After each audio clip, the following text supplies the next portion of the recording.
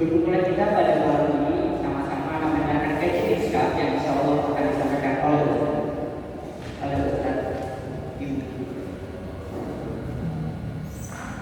oleh Ustaz Muhammad Subriyati, SSSNAG. Saya di sini sebagai moderator akan menemani para jamaah sekalian untuk sama-sama mengkaji ilmu dan kajian kita pada malam ini. Sebelum itu, izinkan saya membaca sedikit daripada Ustaz pembicara pada malam hari ini. Ustaz Muhammad Subriyati, SSSNAG adalah salah satu dari korps mubalik Al-Umah dan juga salah satu dari dai dari standarisasi LB. Beliau juga salah satu dosen di FKB Universitas Pancasila dan juga beliau belajar di WAIY Indonesia dan juga beliau sering kali ada di mengisi pengajian dan ceramah di beberapa masjid dan musola dan beliau juga ketua yayasan Baitul Rahman.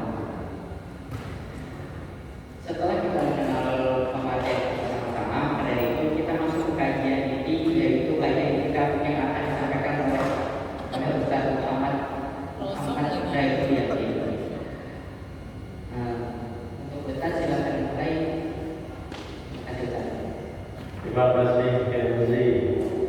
Bismillahirrahmanirrahim. Assalamualaikum warahmatullahi wabarakatuh.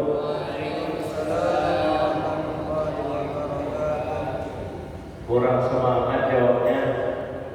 Mana nih jamaahnya nih? Pergi ke masjid di hari Jumat. Jangan lupa membasuh gigi. Kalau salam dijawab kurang semangat, kita ulangi sekali lagi. Assalamualaikum warahmatullahi wabarakatuh.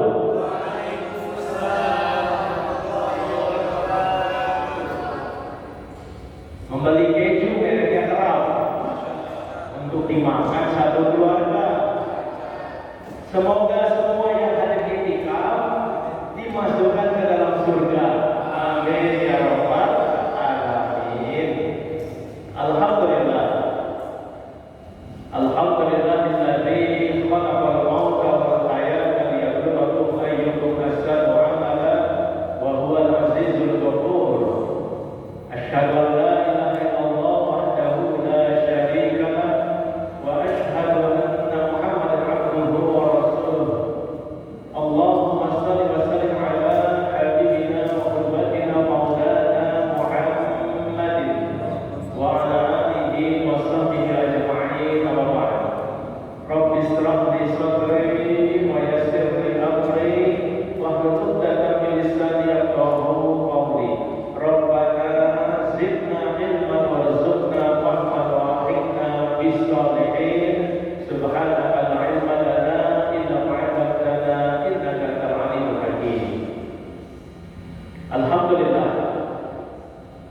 Puja puji syukur karena senantiasa kita panjatkan kepada Allah Subhanahu wa taala di malam yang penuh berkah ini, di tempat yang berkah, di bulan yang berkah. Kita masih dianugerahkan berbagai macam nikmat yang sangat banyak oleh Allah Subhanahu wa taala. Nikmat yang tidak terhingga. Allah berfirman di dalam Al-Qur'an di surat Ibrahim, "A'udzu billahi minasyaitonir rajim, wa in ta'uddu ni'matallah la tuhsuha." Dan jika engkau mencoba menghitung-hitung nikmatku, niscaya kamu tidak sanggup menghitungnya. Sejak kita keluar dari rahim ibu kandung kita masing-masing dan kita masih bernapas hingga detik ini, maka tidak pernah sedetik pun nikmat Allah lepas dari diri kita. Oleh karenanya sudah sewajarnya, sepatutnya dan seharusnya kita memuja dan memuji Allah Subhanahu wa taala.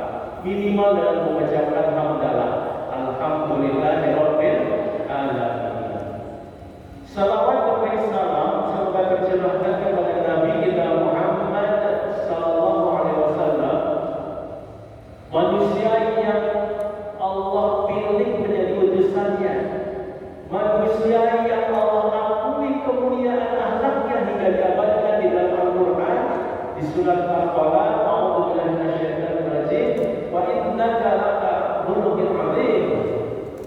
Dan sungguh di dalam diri engkau ya Muhammad terdapat dapat dimengerti akhlak yang sangat agung.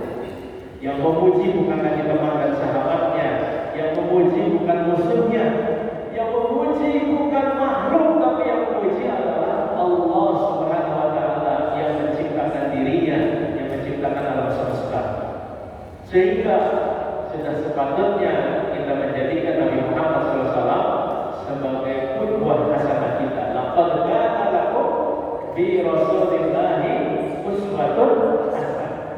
Jadikan Nabi Muhammad sebagai uswah hasanah.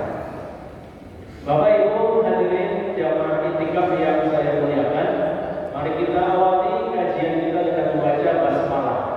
Bismillahirrahmanirrahim. Judul yang ditugaskan kepada saya untuk membahas kajian i'tikaf di malam keberapa ini? Malam ke 20 sekian. 20 sekian baru ini ada judulnya 20 sekian ya. Malam 29.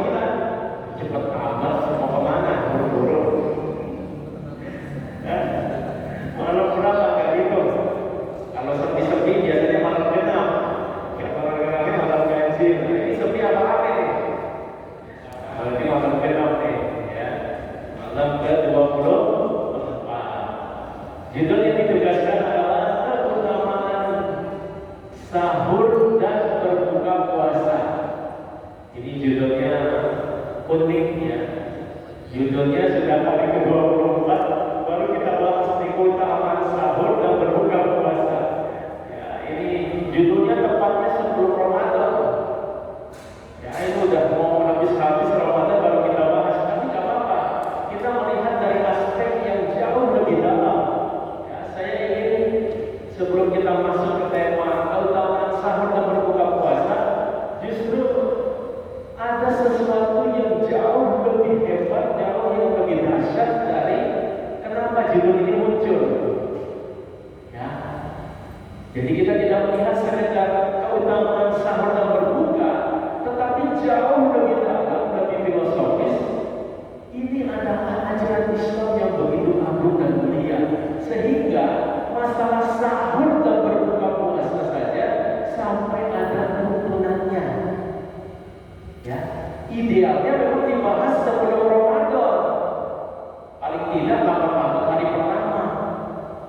Ya, hari ke-24 itu kita lagi habis, tapi nggak apa-apa lah daripada nggak pernah dibahasnya. Nah, jadi sebelum kita masuk ke tema utama keutamaan sahur dan berbuka puasa, kita harus melihat tentang Hoso-Isul Islam. Apa itu Hoso-Isul Islam? Hoso-Isul Islam adalah karakteristik ajaran Islam. Karakteristik ajaran Islam ini harus kita pahami sehingga ketika kita nanti mengkaji tentang keutamaan sahur dan berbuka puasa, kita jadi paham dengan tepat dan benar. Paling tidak teman-teman semua, Hoso-Isul Islam itu, karakteristik Islam itu ada 5 dia. Yang pertama adalah Ar-Rabbaniyah, yang kedua adalah As-Sumuniyah, yang ketiga adalah Al-Insaniyah, yang keempat adalah Al-Wasatiyah, dan yang kelima adalah Al-Habat wal-Murunah.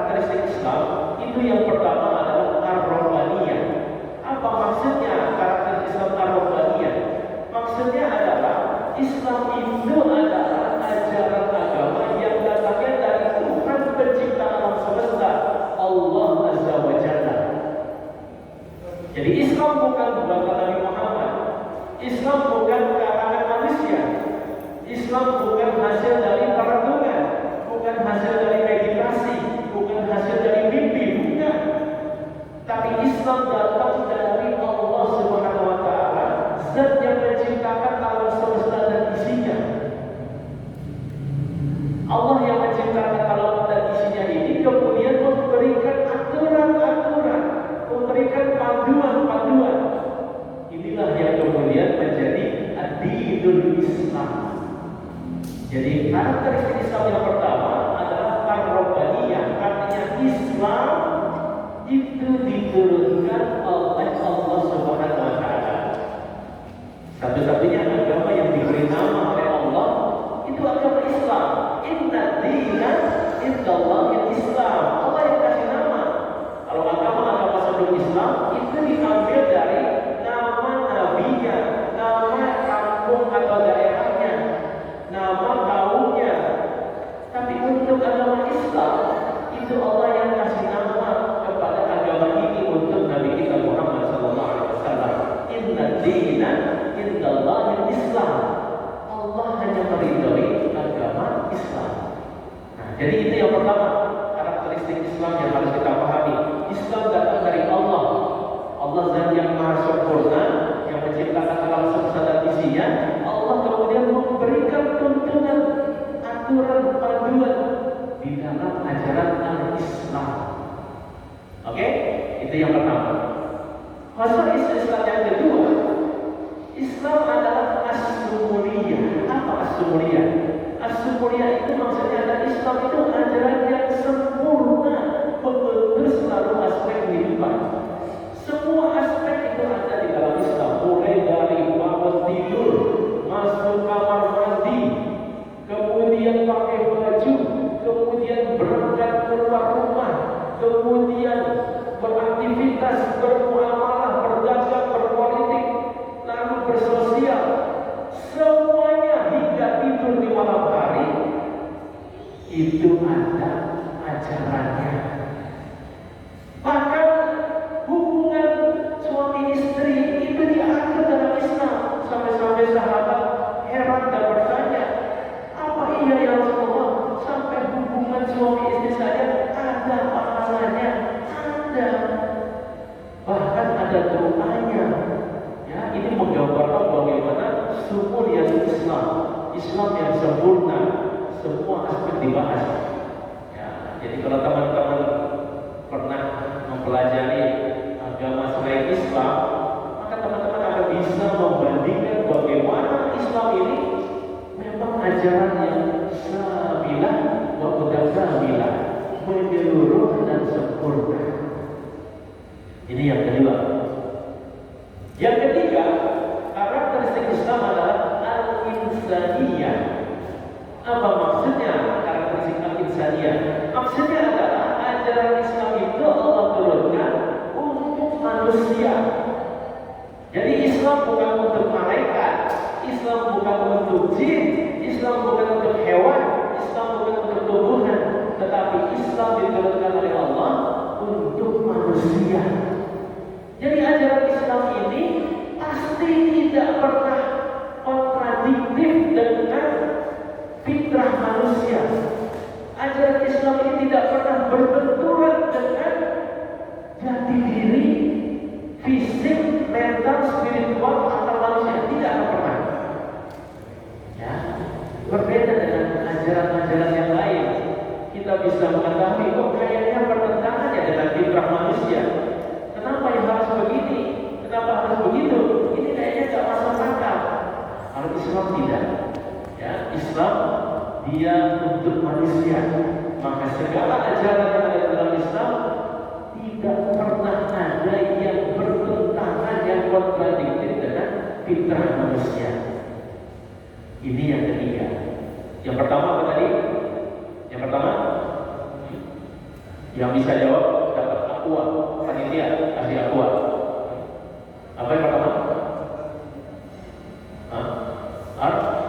Ar-Rabbaniyah, kasih kurma.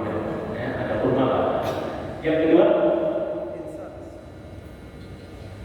As-Insaniyah, itu yang ketiga. Yang kedua, As-Sumuriyah, kasih kurma itu luar biasa ya. Yang ketiga baru Al-Insaniyah. Yang keempat Al-Wasatiyah. Wasatiyah. Apa itu al-wasatiyah? Wasatiyah itu maksudnya Islam adalah ajaran agama yang pertengahan, tawazun, yang adil, yang tidak berat sebelah, yang tidak mementingkan aspek rohani meninggalkan jasmani, atau yang mementingkan jasmani meninggalkan rohani, atau yang mementingkan aspek materialisme meninggalkan rohani. Tidak.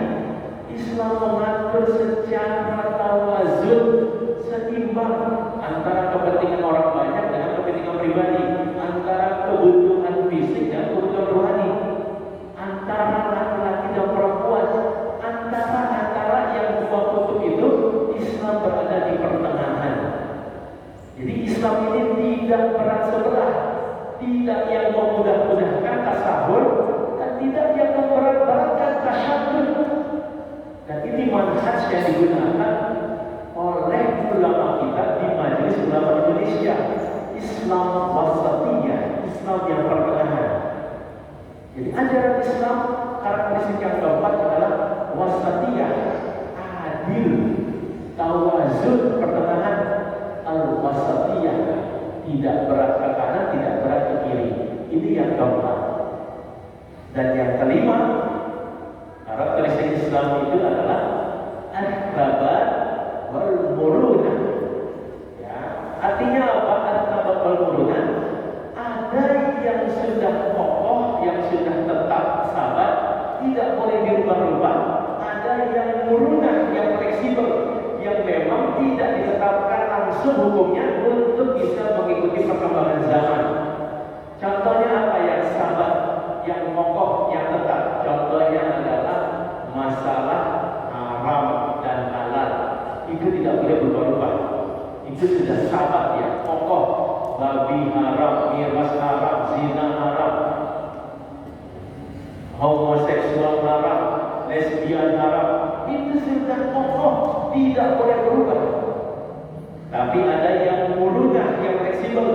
Ya, misalnya apa? Misalnya warna pakaian, corak pakaian, tutup aurat itu sabar, nggak boleh dikotak-katik yang namanya tutup aurat. Tapi jenis pakaiannya seperti apa, modelnya seperti apa, itu murunah. Nah, jadi ada yang sudah kokoh, ada yang fleksibel.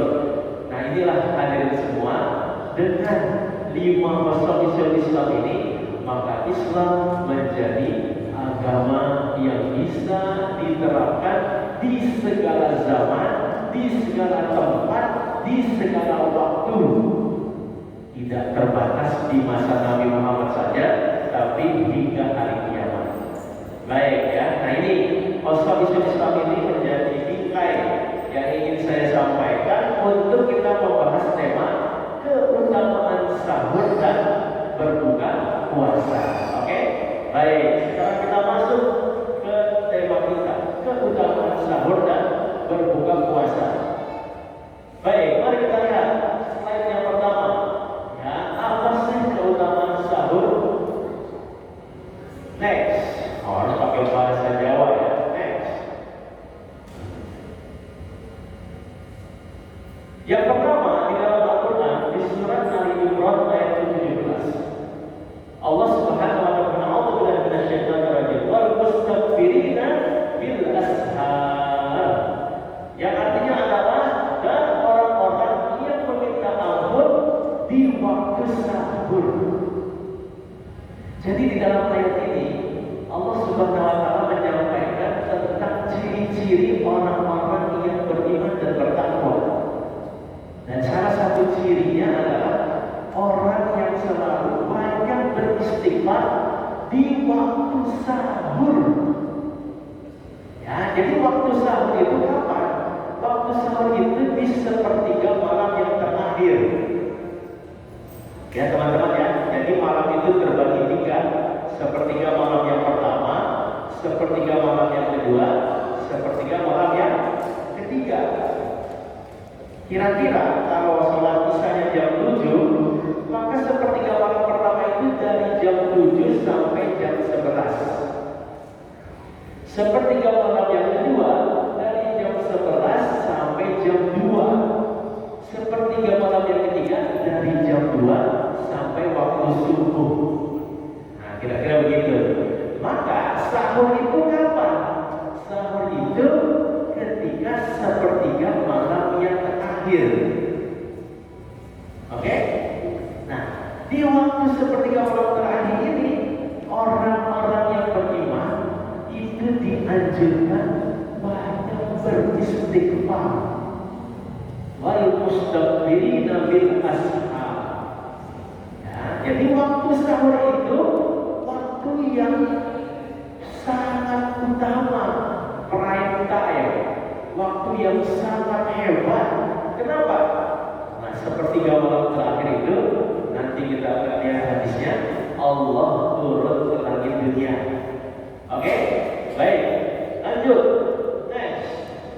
Berteman sahur. Nabi kita Muhammad SAW bersabda, "Nashar fa inna fis sahuri barakah." Artinya adalah makan sahurlah kalian, karena dalam makan sahur terdapat keberkahan. Hadis riwayat Imam Bukhari dan Muslim. Jadi Nabi Muhammad SAW memerintahkan kepada orang-orang beriman yang akan berpuasa agar mereka makan sahur. Kenapa perlu makan sahur? Karena di dalam makan sahur itu ada keberkahan. Keberkahan dari aspek apa? Keberkahan dari aspek ukhrawi dan keberkahan dari aspek duniawi. Tadi sepertiga malam terakhir Allah turun ke langit dunia. Ini waktu-waktu yang prime time.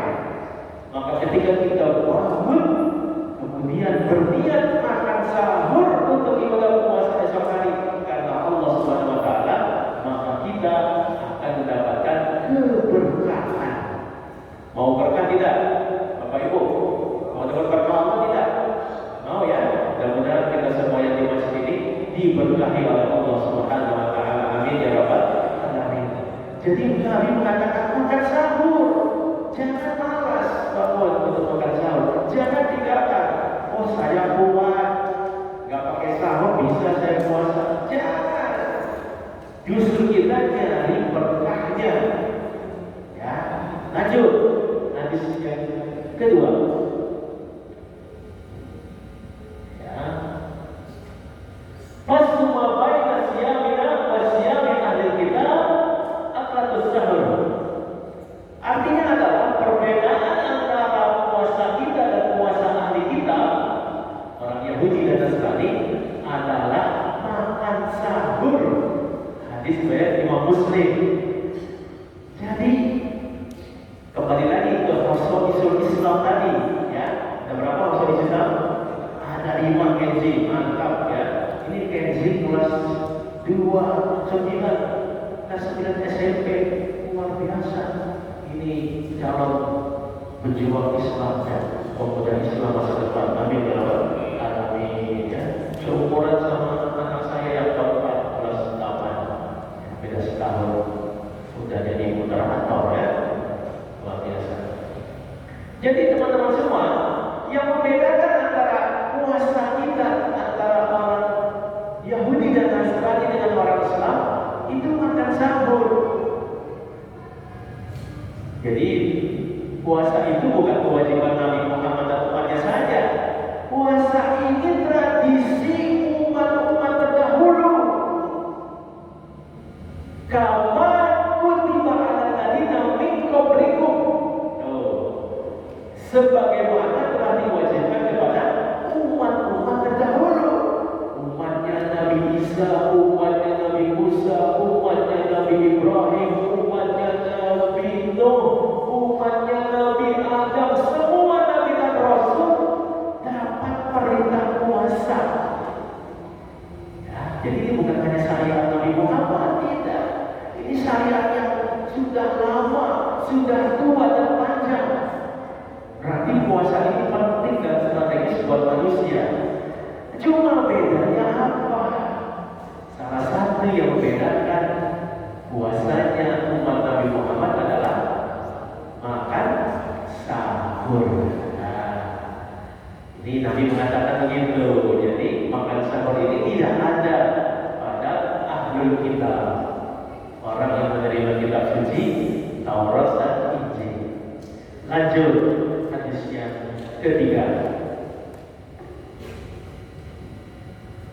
as-suhuru al-tuhur barakatuh ala tad'u ala an yarja ahdukum juz'atun min ma'in fa inna Allah wa malaikatahu yusalluna 'alal mustahabin. Artinya adalah makan sahur adalah makan penuh berkah. Janganlah kalian meninggalkannya walau dengan seteguk air, karena Allah dan malaikatnya berselawat kepada orang yang makan sahur. Hadis riwayat Imam Ahmad. Masya Allah. Coba dulu, ya, lihat hadisnya. Ini nggak sembarangan makan sahur. Nggak asal yang penting makan, tidak. Tapi di dalam sahur ini ternyata ada berkah, karena Allah dan malaikat berselawat kepada orang yang makan sahur. Jangan tinggalkan walaupun dengan seteguk air. Nih, seteguk air, ya. Bismillahirrahmanirrahim. Alhamdulillah, ya. Seteguk air cukup. Misalnya malamnya sudah buka bersama, bukber biasanya makannya dikit atau banyak? Banyak. Makannya macam-macam kan? Ada goreng-gorengan, ada kolak, ada lontong pakai sambal kacang. Waduh, itu mantap banget. Udah buka puasa. Nanti makan besarnya ada lagi nasi pakai ayam bakar, pakai daging, pakai sayur, brokoli, macam-macam. Dihajar tuh. Ujung-ujungnya apa? Kekenyangan. Kalau udah kenyang, sahur kira-kira mau makan lagi? Males, ngapain makan sahur? Masih kenyang. Besok nggak mau sahur katanya. Nah, tengok hadis Nabi ini. Ya, Nabi mengatakan makan sahur adalah makan penuh berkah. Jangan kalian meninggalkannya walau dengan seteguk air. Nah, jadi kalaupun sudah makan masih kenyang, bangun sahur minimal seteguk air, karena Allah dan malaikat berselawat kepada orang yang makan sahur. Subhanallah. Jadi ini berkah. Ya, dapat doa dari Allah dan malaikat. Jangan ditinggalkan. Next,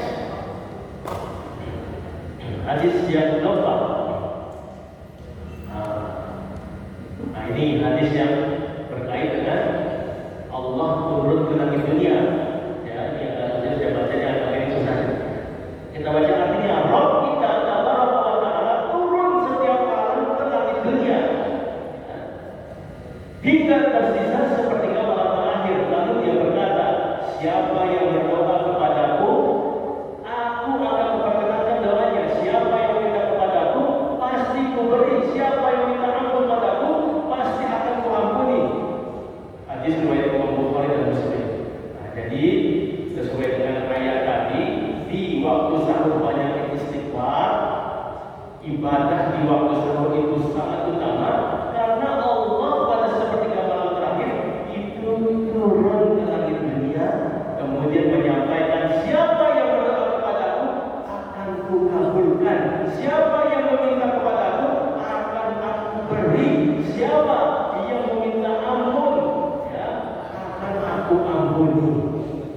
Nah, ini sepertiga malam terakhir, dan itu waktu sahur. Jadi maksudnya apa? Maksudnya teman-teman, kalau lagi sahur, ya, selain sudah makan sahur, iringi dengan ibadah.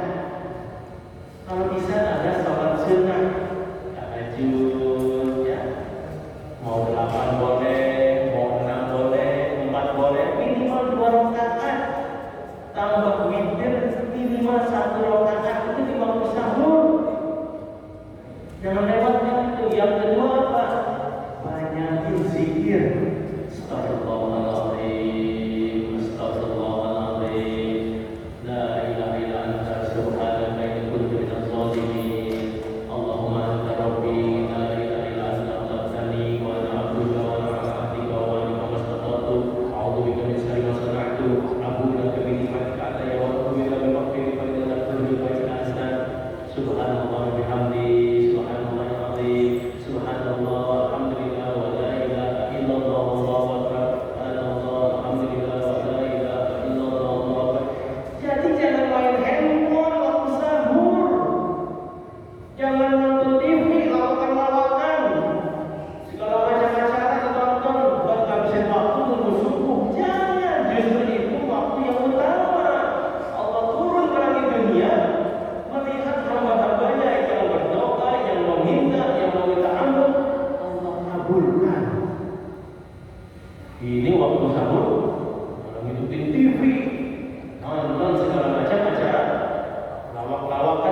guyonan yang kebanyakan isinya saling menjelekkan fisik manusia.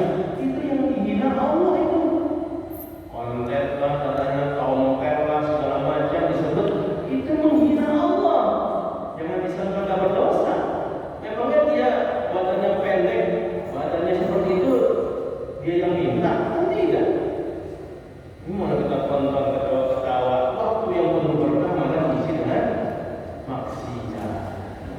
Ya, nah ini keutamaan sahur. Lanjut, kita tengok lagi hadisnya. Nah, ini Imam An-Nawawi rahimahullah mengatakan barokah makan sahur amat jelas, yaitu semakin menguatkan dan menambah semangat orang yang berpuasa. Jadi di antara berkah duniawi dari makan sahur itu adalah menambah semangat, menambah kuat orang yang berpuasa. Beda teman-teman kalau kita puasa tanpa sahur dengan yang pakai sahur. Beda kan? Beda kan? Kakak royong kan Mas? Kalau duduk begini aja terus. Kenapa? Aku tak sahur, kesiangan. Nah, kayak itu seperti itu. Kalau orang yang makan sahur, nempel aja udah mau jatuh aja enggak. Tapi coba kalau yang makan sahur dia, duduknya enak ya, ngepak dia, ada makan sahur. Karena yang kita konsumsi itu mengendap, ada proses pembakarannya hingga beberapa jam. Paling-paling setelah jam 1 baru tuh mulai lemesnya agak lemes, karena udah dibakar apa yang kita makan. Tapi kalau nggak makan sahur, mulai dari waktu subuh, udah member. Nah, ini kata Imam An-Nawawi di dalam keberkahan makan sahur itu adalah menguatkan dan menambah semangat orang yang berpuasa. Oke, lanjut.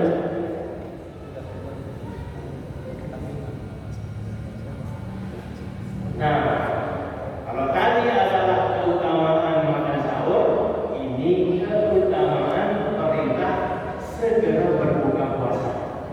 An Abi Hurairah an Nabi sallallahu alaihi wasallam, yaqulu Allah azza wa jalla, inna ahabba ibadi ilayya ajaluhum fitr. Artinya dari Abu Hurairah, dari Nabi kita Muhammad SAW, Allah Subhanahu wa ta'ala berfirman, sesungguhnya orang yang paling aku cintai di antara hamba-Ku ialah orang yang paling segera berbuka. Ini hadis kursi. Ya, kalau ada hadis yang diawali dengan Allah Ta'ala, Allah berfirman, itu namanya hadis kursi. Jadi ada Al-Quran Al-Karim, ada hadis kursi, ada hadis Nabi. Kalau Al-Quran Al-Karim dibaca berpahala, ya ini wahyu ilahi, ini terjaga.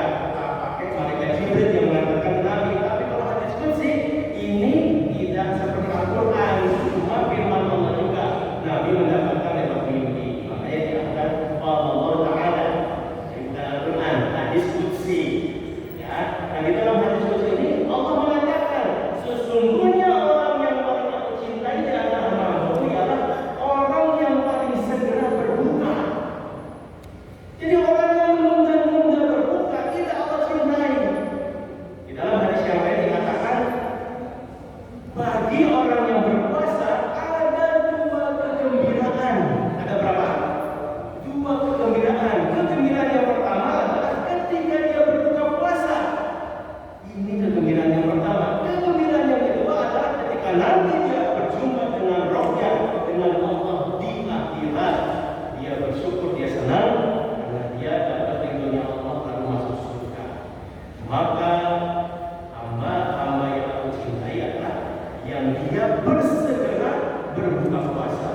Masih kuat kan ya? Jangan begitu, masih kuat kan? Masih kuat, tapi tidak dicintai Allah. Justru kita karena taat kepada Allah, taat kepada Nabi, kita segera berbuka, dan itu disukai, dicintai oleh Allah Subhanahu wa Ta'ala. Ya, jadi ini kita bicara sahur dan berbuka bukan hanya sekedar dari aspek perilaku fisik, ini filosofis ini, tapi dari filosofis Islam. Ya. Jadi Allah tahu kebutuhan tubuh kita.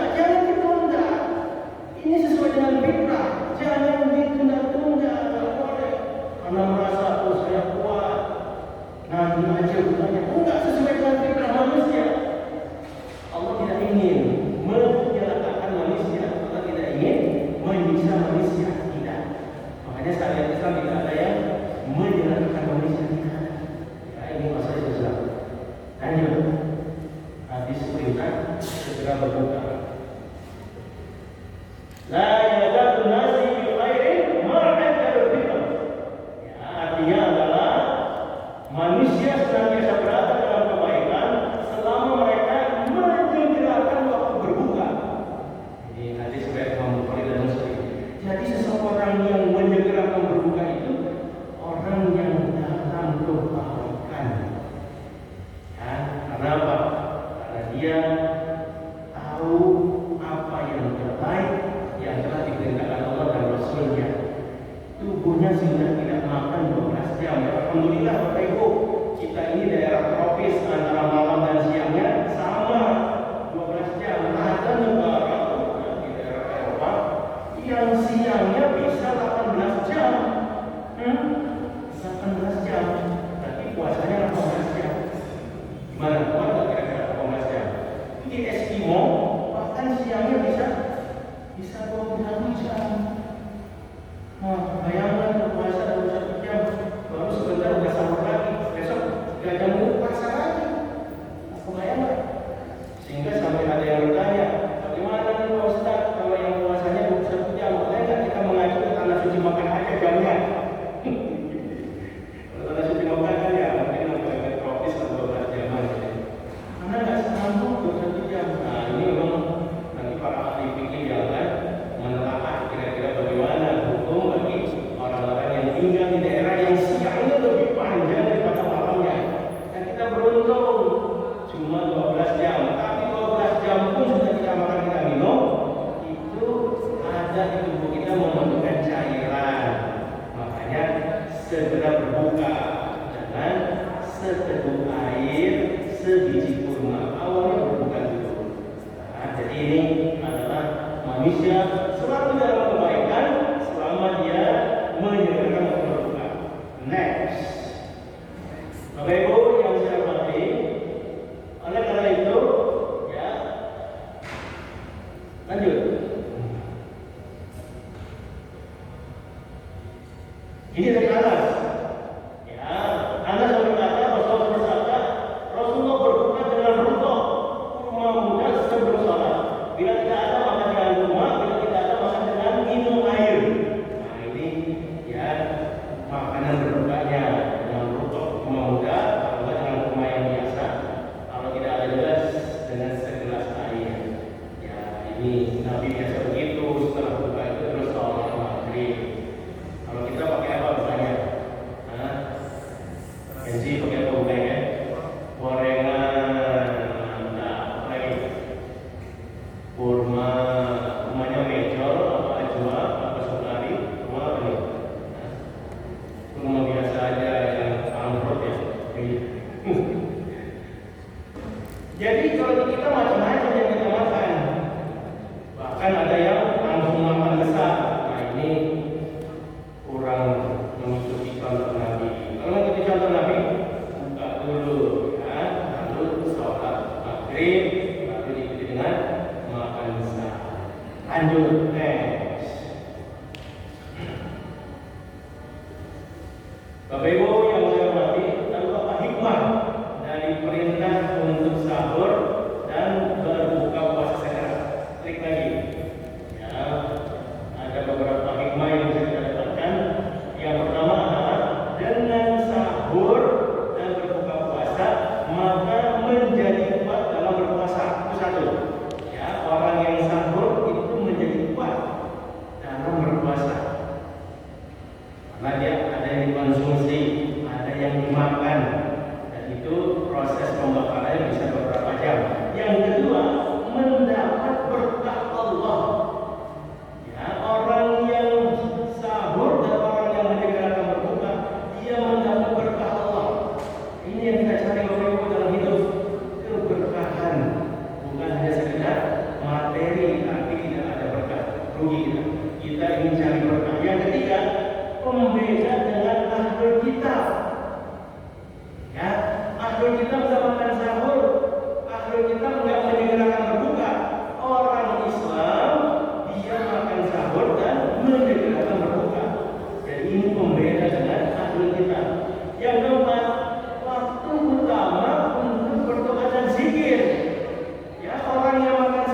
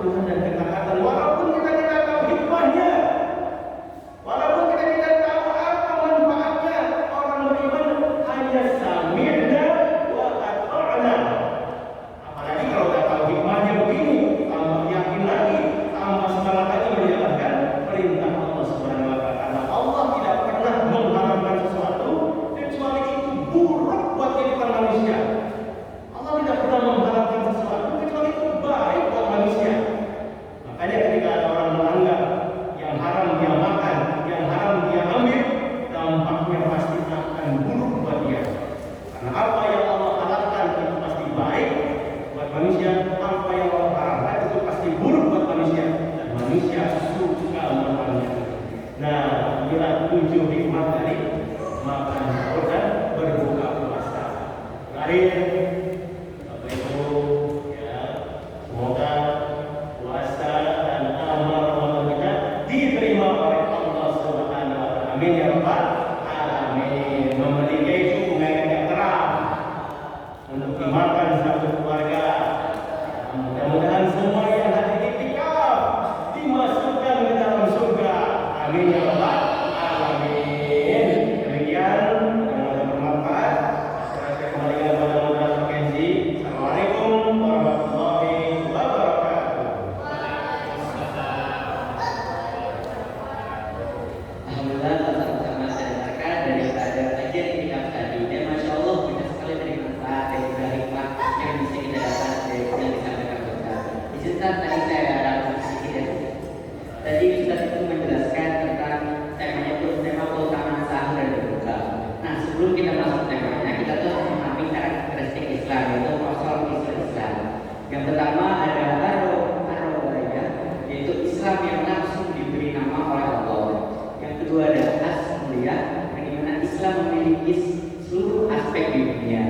Lalu yang ketiga ada al-insaniyah, yang mana ajaran Islam itu diturunkan untuk manusia. Dan yang keempat ada al-wasaniyah, yang mana Islam adalah ajaran agama yang adil. Yang kelima ada al-hadad wal murana, yang mana Islam yang kokoh dan tetap. Dan juga ada Islam fleksibel untuk mengikuti zaman. Lalu di materi utama ada keutamaan sahur, di mana Allah menyarankan untuk beristighfar saat pada waktu sahur. Dan juga ada perintah sahur, yaitu Allah memberikan berkah untuk orang-orang yang selamat sahur. Yang kedua juga perbedaan orang Islam dengan orang Yahudi dan Nasrani adalah di makan sahur.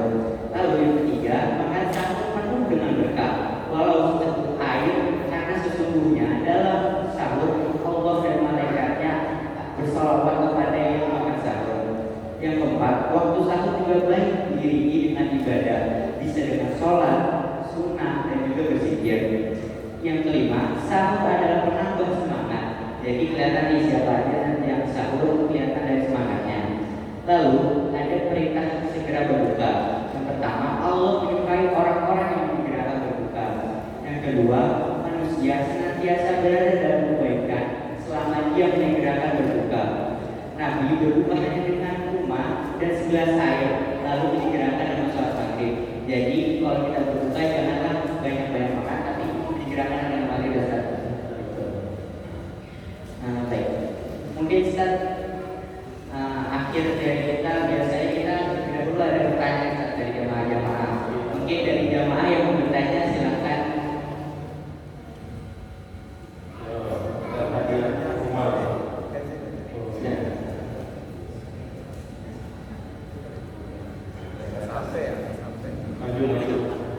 Biar masuk ke ini YouTube.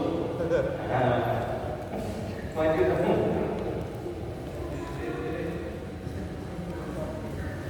Assalamualaikum warahmatullahi wabarakatuh. Ketika kita berbuka, yang menandakan kita berbuka itu waktunya apakah beduk atau bunyi azannya atau suara azannya ya. Karena pengalaman kemarin ketika kita ke mall itu di salah satu spot itu pukul beduk, akhirnya kita lagi ngomongin motor, udah ada azan, aja pada makan gitu. Nah itu kita nyesal. Yang paling penting apa gitu? Ya, kalau udah minum dulu, udah boleh makan atau enggak? Ya jelas. Terima kasih. Langsung nih, jadi. Baik, terima kasih Bapak yang bertanya ya, Bapak Muri. Jadi patokan waktu berbuka itu beduk atau azan? Patokan waktu berbuka adalah masuknya waktu maghrib. Ya. Nah, ketika masuk waktu maghrib, maka itu sudah berakhirlah berpuasanya. Puasa itu kan tak yaitu menahan. Menahan apa? Menahan tidak makan, tidak minum, tidak melakukan hal melakukan puasa dari waktu subuh hingga waktu maghrib dengan niat ibadah kepada Allah. Jadi kalau sudah masuk waktu maghrib, mau dengan azan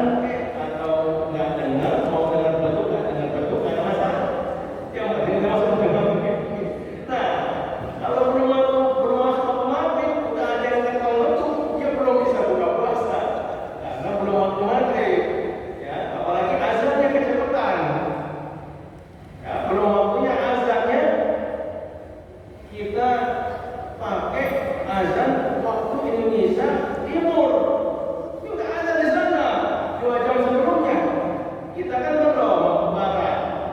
Dengan azan kita buka dong. Bukan, kan kita bermasalah maghrib. Jadi patokannya bukan sekedar beduk atau azan. Patokannya adalah masuknya waktu maghrib di tempat kita tinggal. Ya, jadi misalnya nih kemarin ada teman yang ibadah umroh, ya bulan Ramadan ini dia ibadah umroh. Ya, saya tahunya dari mana? Dari Facebook. Iya, kan banyak orang yang ibadah terus di posting di Facebook ya. Nah, saya tahu dia lagi umroh. Terus dia cerita tuh berangkat dari Jeddah, tapi ketika sampai ke Malaysia itu lebih cepat karena waktunya kan 24 jam ya. Jadi puasanya nggak sampai 12 jam. Mungkin hanya 8 jam karena dari sana dia berangkat pagi hari ya, belum sampai ini udah sampai Malaysia. Dia cerita tuh itu lebih cepat. Kenapa? Karena maghribnya sudah di Malaysia, lebih cepat daripada di Jeddah. Nah, jadi patokannya maghrib ya, jadi bukan sekedar beduk. Lalu kalau udah dengar beduk gimana ya? Nggak apa-apa karena memang di masjid itu tradisinya waktu maghrib diawali dengan tentang beduk. Nah, berarti itu sudah maghrib. Makan ya, ada yang memang masih tidak tradisi kentong itu kan, ada masjid yang tradisinya makan pakai azan. Ini yang mau azannya pengen buka puasa juga ya kan, kalau dia nggak bareng-bareng kehabisan makanannya, makanya dia kentong duduknya, kentong duduk dulu azannya belakangan biar dapat lontong sama goreng-gorengan ikut bareng-bareng gitu tuh, makanya kentong duduk gitu Pak ya. Patokannya waktu maghrib, catat pertanyaannya, ini kasih kurma. Baik, terima kasih Ustaz. Mungkin apakah ada satu lagi yang bertanya boleh dari Ahmad ya? Apa itu? Ibu-ibu katanya ada nggak? Selain ini coba bapak. Assalamualaikum warahmatullahi wabarakatuh. Ada di antara surat satu dan surat yang lain. Sifat satu, sifat khususnya Ramadan kami Ramadan berikutnya di antara itu adalah untuk menghapus dosa-dosa hambanya. Nah, pertanyaan saya pada saat perhitungan amal itu di apa di akhirat nanti itu siapa sih manusia digambarkan perilakunya dari A sampai Z. Nah, yang sudah diampuni tadi apakah masih ditampilkan lagi dibaca nanti pada timbangan amal baik atau amal jelek itu. Nah, yang apa yang dosa-dosa yang sudah diampuni tadi apa masih ditampilkan lagi? Pertama itu. Yang kedua, kalau di Ramadan kan ada itu sholat apa witir ya, minimal 3 rakaat, minimal 3 rakaat. Kalau yang tarawih kan cuma di bulan Ramadan. Kalau witir di selain bulan Ramadan, walaupun 1 rakaat boleh. Misalnya ini habis sholat isya ya, habis sholat isya, sholat Fatihah, habis sholat Fatihah, terus sholat witir 1 rakaat. Rutin tiap malam. Ada hukumnya nggak? Kan kita nggak boleh melakukan amalan tanpa ilmu. Saya kira begitu. Terima kasih. Terima kasih Bapak siapa? Pak Gunadi. Nur Hadi, Masya Allah, luar biasa pertanyaannya. Terus kasih hadiah kurma juga ini. Terima kasih Pak. Yang pertama tentang amal yang diperhitungkan kepada masyarakat. Jadi betul sekali, setiap anak cucu Nabi Adam itu nanti akan ditimbang amalnya. Ya, semuanya akan dihisab, akan ditimbang. Timbangan itu ya seperti yang kita tahu, ada yang di kanan di kiri kan. Timbangan apa yang di kanan nanti timbangan catatan amal kebaikan, yang di kiri catatan amal keburukan. Bagaimana dengan dosa-dosa yang telah Allah ampuni? Ya, antara sholat ke sholat, dari subuh ke zuhur, dari zuhur ke asar, asar ke maghrib, maghrib ke isya, isya ke subuh, itu diampuni dosa-dosa Jumat ke Jumat diampuni dosanya oleh Allah, antara Ramadan ke Ramadan diampuni dosanya oleh Allah. Itu yang diampuni dosa-dosa kecil. Dosa-dosa kecil diampuni. Ya. Kalau dosa-dosa besar, maka ini perlu taubatan nasuha. Taubatan nasuha. Kalau dosa-dosa kecil sesuatu yang memang tidak kita sengaja, ketika kita lakukan sholat dengan atas sholat, itu Allah hapus itu. Terus begitu kita berwudu, ketika kita percikan air ke muka itu meluluhkan dosa-dosa kita, mata kita, telinga kita, tangan kita, itu yang namanya menghapuskan dosa-dosa kecil. Tapi kalau dosa-dosa besar harus taubatan nasuha. Ya, syarat taubat itu ada 3. Yang pertama menyesali atas perbuatan dosanya. Yang kedua ya tidak mengulangi ya, untuk dosa itu. Yang ketiga berazam untuk tidak mengulanginya. Jadi ada menyesal lalu kemudian ya memohon ampun, dan juga bertekad buat tidak mengulanginya. Itu kalau dengan Allah. Tapi kalau dengan urusan manusia harus dikembalikan dulu haknya, baru bisa dapat taubatan nasuha. Jadi yang sudah dihapus dihitung lagi nggak? Insya Allah yang sudah dihapus nggak dihitung lagi, nggak dimunculkan karena sudah dibuktikan di dunia. Ya, dan yang ditampilkan yang mana? Yang memang dosa-dosa yang belum Allah hapus. Ya, dosa-dosa yang kita tidak bertobat, dosa-dosa yang menyangkut dengan manusia yang belum dapat keridhoannya, itu ditampilkan. Ya, bahkan nanti ada yang lebih apes lagi, Pak. Ada orang nanti di padang mahsyar datang dengan amal yang sangat banyak. Lalu kemudian ketika dihisab oleh Allah Subhanahu wa taala, Allah berkata, "Siapa yang dulu pernah dizalimi sama orang ini, silahkan ambil amal-amalnya." Ya. Maka hujan ya.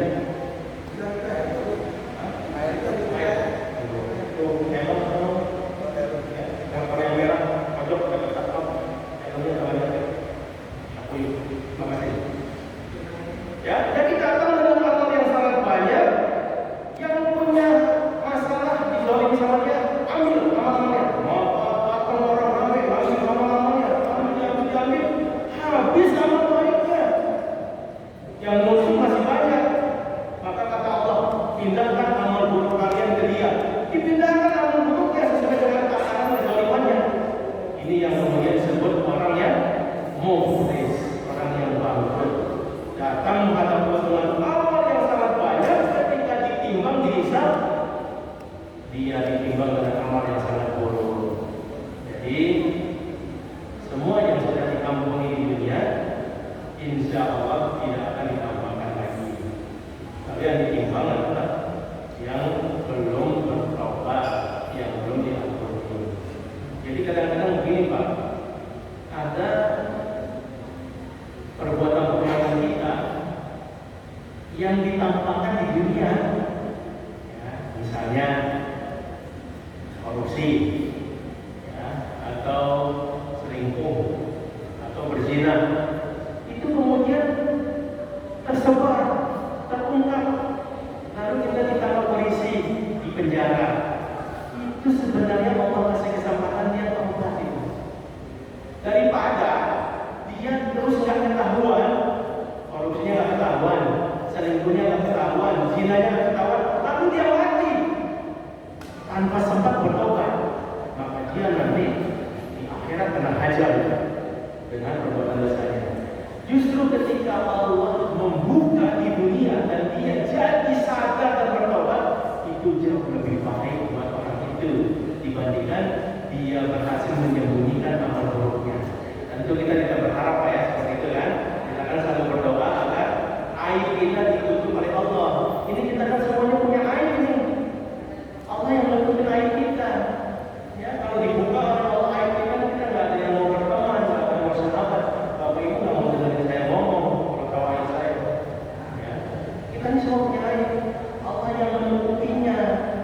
Nah makanya mumpung masih di dunia, bertaubat,